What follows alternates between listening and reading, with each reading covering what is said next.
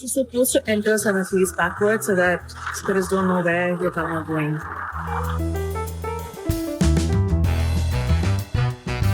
Hey everyone, this is Preeti and welcome to my channel. I am in New Orleans in Louisiana for a really exciting week with Louisiana tourism.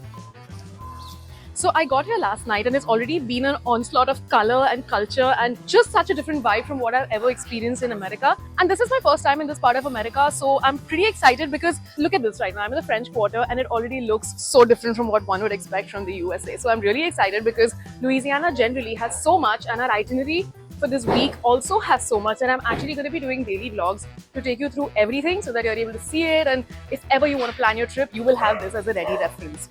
Now I'm in the French Quarter. This is where we're staying. It's the heart of the town, and I'm going for a walking tour to kind of get the lay of the land. I love doing that because it's such a great orientation to the area, and then you can like find your favorite places and keep going back.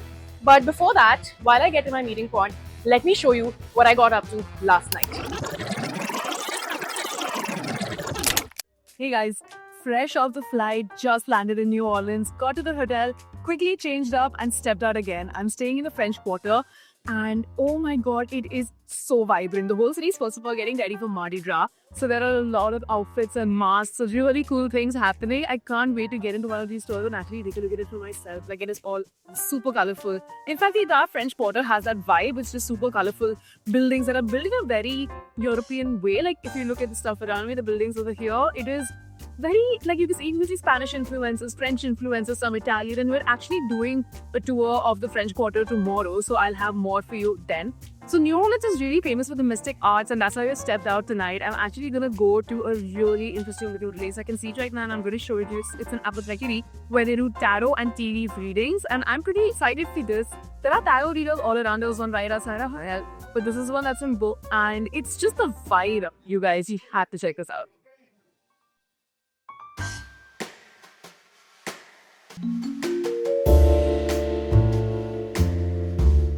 So I have never seen a place like this before. This is a vampire apothecary, which used to be a voodoo house, and the entire space has been done up in a very like, I don't know how to explain it, but there are mushrooms on the walls, there's like flowers and dried leaves hanging from the roof. There are like a lot of cocktails with actual vampire names, like these blood bags and stuff, which are actually ordered. There's a tarot reading, there's a psychic reading, there's a room on top where they do seances. There's so much happening in this one space that is really, really interesting. And I feel like I have never seen anything like this before. So if you are in New Orleans, I think it would definitely be something that you might want to experience. There's really nothing like it.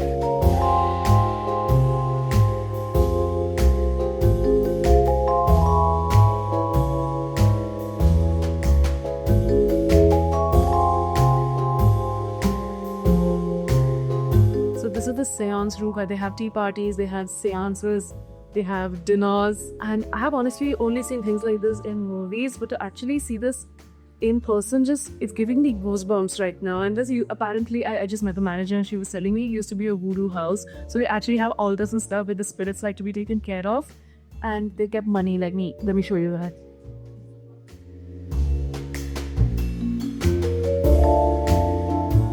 This is made with wood and it's 136 proof.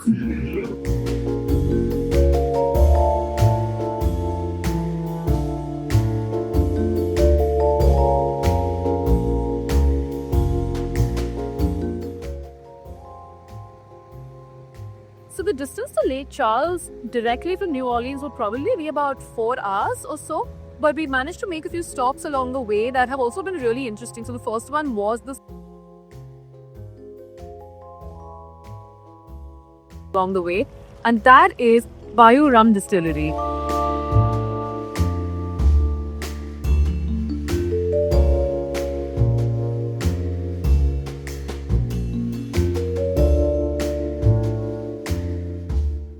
They're actually super adorable. He was in a bad like biting their hair or wings off. It was so cute. The chocolate is actually really delicious. So last night really set the tone. I feel like it just started with a bang. It was nothing like I've ever seen before, and it was a lot of fun.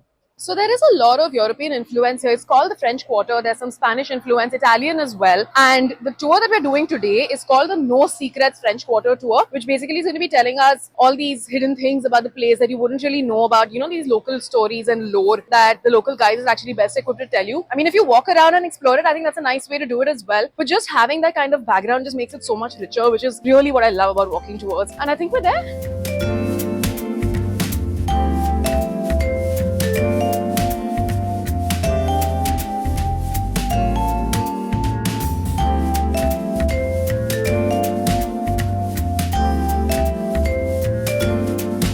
This tour is actually really interesting because I'm getting to learn all about how the city was born and its evolution into becoming one of the most important ports in the world. And now I'm in the French Market area, which is firstly really cute, but then the stories here are really, really interesting as well. And you have to come here and like hear it from the locals itself because that's what makes it so real.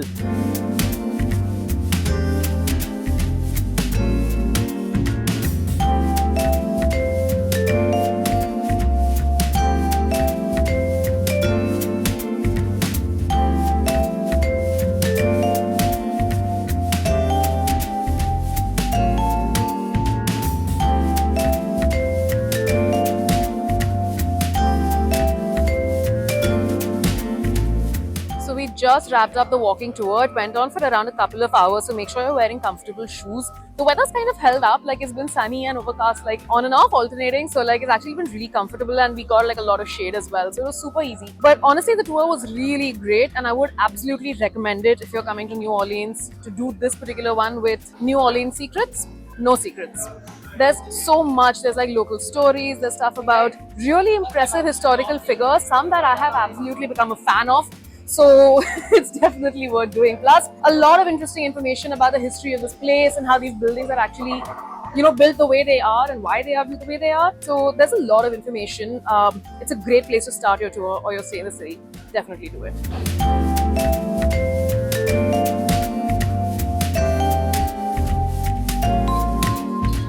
So we're at the beautiful Palace Cafe for lunch, and even our guide told us that the food here is amazing. This is a historical building which is completely done up for Mardi Gras. Absolutely love how colorful it is, and that's basically the vibe in the entire French Quarter and the city. So it's kind of nice to be soaking that in while getting lunch. And what I'm trying today, oh my god, it looks amazing and it smells even better. I'm going to show you. So this is a shrimp chiffante which comes with local Louisiana rice and some mushrooms. Let's try and see what it's like.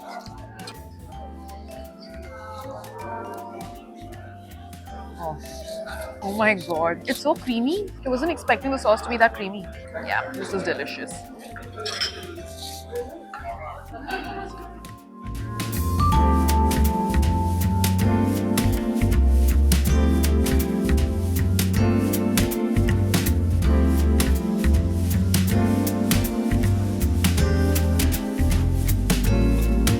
So what you do with this, you smash it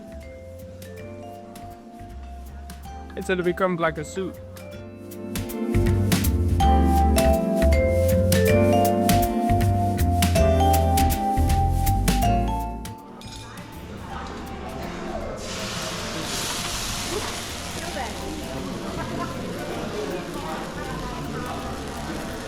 One time we went way up there. Everybody was like, ah!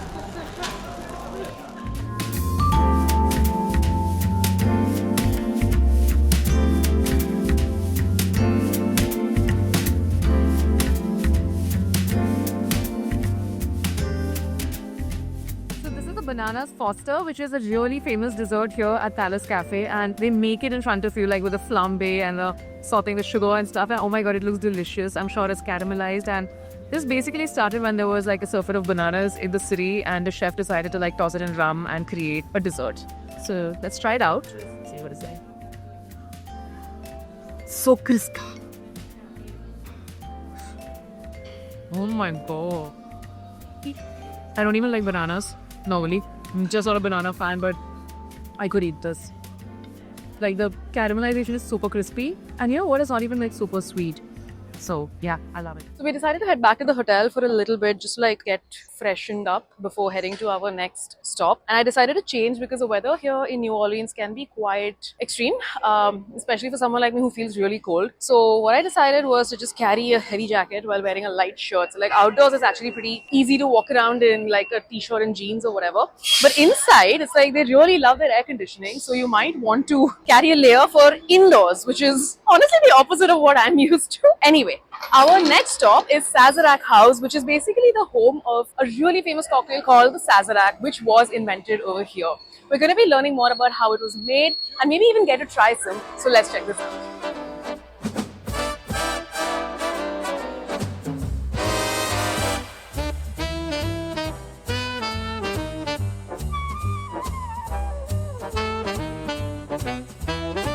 So the story of Sazerac actually begins with Peychaud's bitters, which is what he was creating in his apothecary. And there's an entire room here at Sazerac House that is made to look like an actual apothecary. And there's like a whole guide on what bitters are, how they're made, how to consume them, how to mix them. It's really interesting and it's super interactive. So definitely, if it's something that you're curious about, is worth checking out.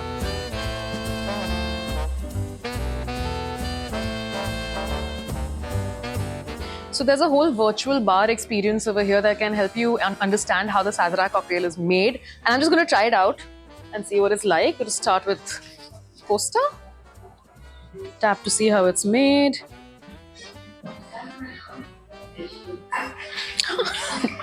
It's pretty cool. The Sazerac is herbal, ribosely forward, and the first herb is called herb sage. And that is the absinthe substitute, and that's what I'll spray. And what's in the cocktail is the rye whiskey and Honeysuckle bitters, and of course the sugar. Thank you. Enjoy. Oh my god.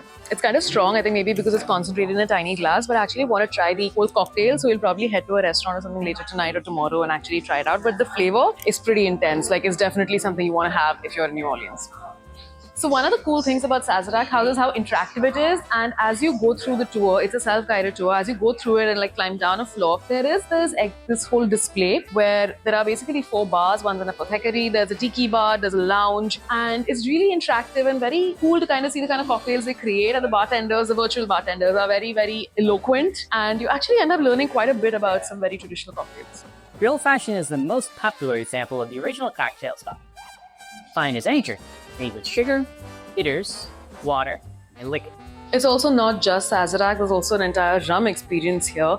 And I love how they've really created such authentic exhibits, like for one to really experience what it was like. And even the history of it is so well explained that you actually end up understanding how all of this was so deeply imbibed in their culture. This is kind of our version of an espresso martini. So this is an espresso blend mapletini with vodka, espresso and maple syrup. It's basically a different take on an espresso martini. I actually love espresso martinis, so I'm pretty much looking forward to trying this one out. Ooh, it's such a good dessert cocktail. So I had a little bit of downtime after Sazerac House, and it was actually a little refreshing because I'm still not over the jet lag. But a little break really helped to like help me feel a little recharged. And that's right in time for something that New Orleans is really famous for. So I'm still in the French Quarter. That's basically where we're spending all day today. And I am at a very, very historical building. This is the birthplace of jazz. I've come to Preservation Hall for a jazz performance, and cool part is that I get to actually experience it in its birthplace. But the not so cool part is that I can't really shoot this, like you're not allowed to do that. So I'm just gonna go in, enjoy the show, and then let you know how it was.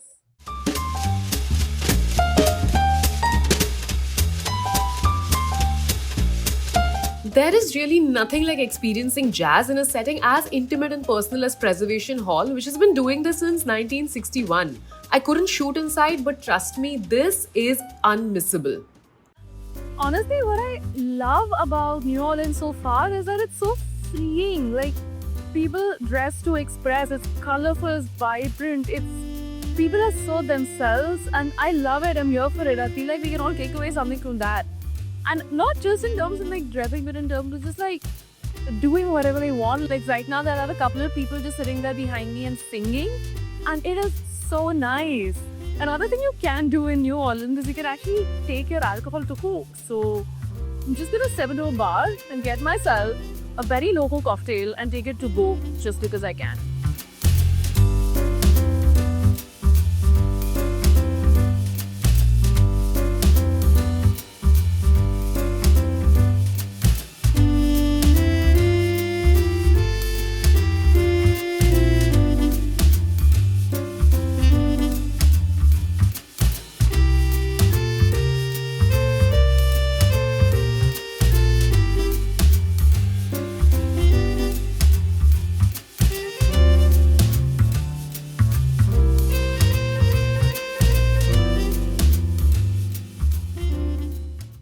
So I'm honestly done for the day. Like, if you guys have US jet lag, then try to keep your days short because packing it with things just kind of tires you out. And I just want to like pass out. But there is one more tour. We're doing a haunted hosts tour and we're visiting some cemetery, which is also the New Orleans is famous for. So we're just going to hop into the bus now and get it.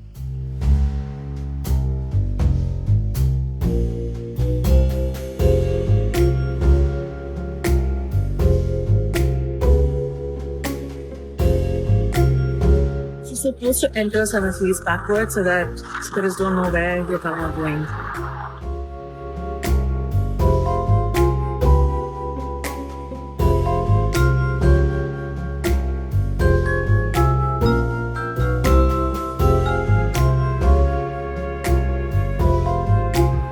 Nola started off with a bang, and I'm honestly so excited for the rest of this trip. In the next video, stay tuned for some iconic New Orleans food, some very interesting shopping experiences, more of the city, and more jazz. Until I see you next, this is Preeti signing off for now. Bye.